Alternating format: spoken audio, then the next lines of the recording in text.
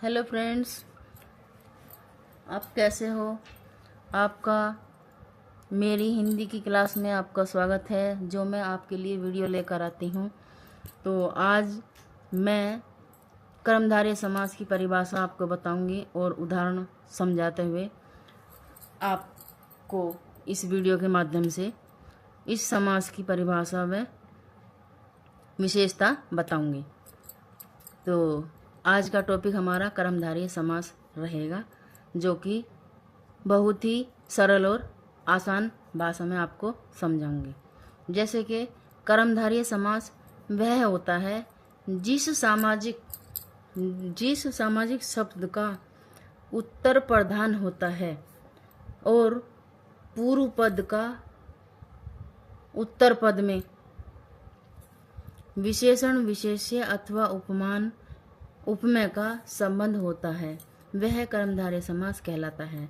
जैसे हम उदाहरण समझते हैं कि नीलकंठ, तो यहाँ हमारा किसका कंठ, अगर हम इनको टुकड़ों में बांट के तब बोलेंगे कि जैसे विशेषण हमारा नील हो गया और कंठ हमारा विशेष्य हो गया।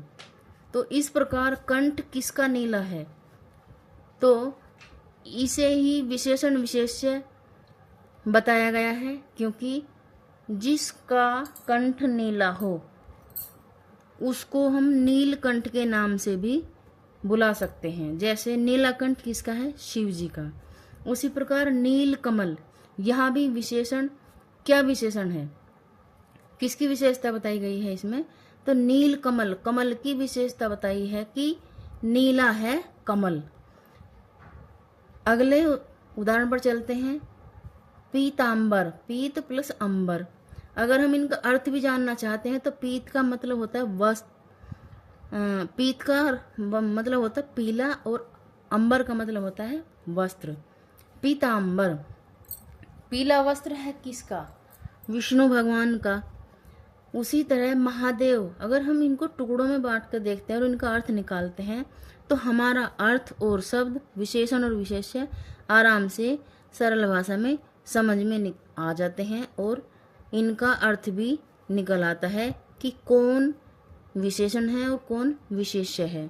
जैसे कि महादेव, महा का मतलब महान, देव का मतलब देवता, कौन है महान देवता, तो इसमें भी शिव जी को ही महान देवता बताया गया है। इसलिए ये कर्मधारय समास ऐसा ही, इसी प्रकार ही होता है, क्योंकि इसमें उत्तर पद का मतलब जो बाद वाला होता है, इसको विशेषता दी जाती है। उसी के आधार पर यह शब्द, सामासिक शब्द पूरा होता है।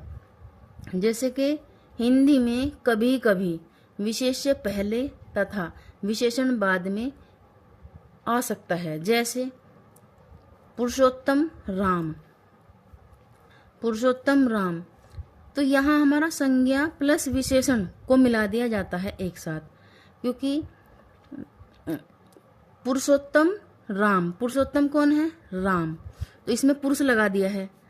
तो पुरुषोत्तम का मतलब पुरुष, पुरुषोत्तम हम राम को कहते हैं, लेकिन राम को छुपाते हुए यहाँ इन्होंने सीधा पुरुषोत्तम लिख दिया।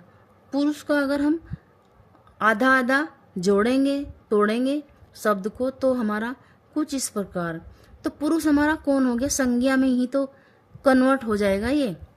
और उत्तम हमारा क्या है, उत्तम हमारी विशेषता है, विशेषण है।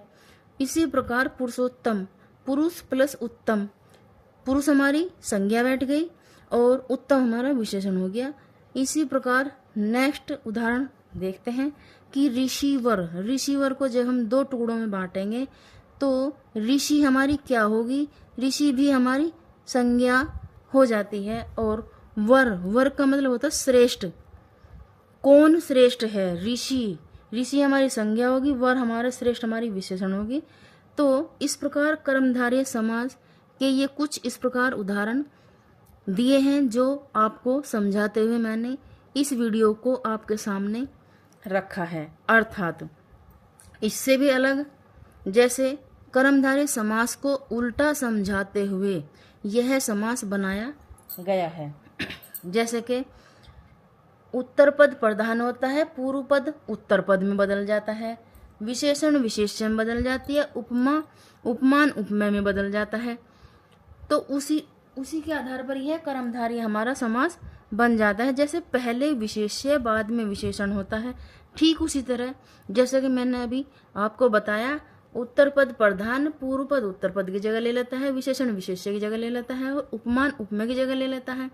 इस प्रकार यह यहाँ भी पहले विशेष्य बाद में विशेषण कुछ इस प्रकार होता है। जैसे पूर्व पद उत्तर पद में बदल जाएगा, प्रधान पद अप्रधान पद में बदल जाएगा, विशेष्य विशेषण पद में बदल जाएगा, पहले बाद में, पहले का शब्द बाद में लग जाएगा। Thank for watching.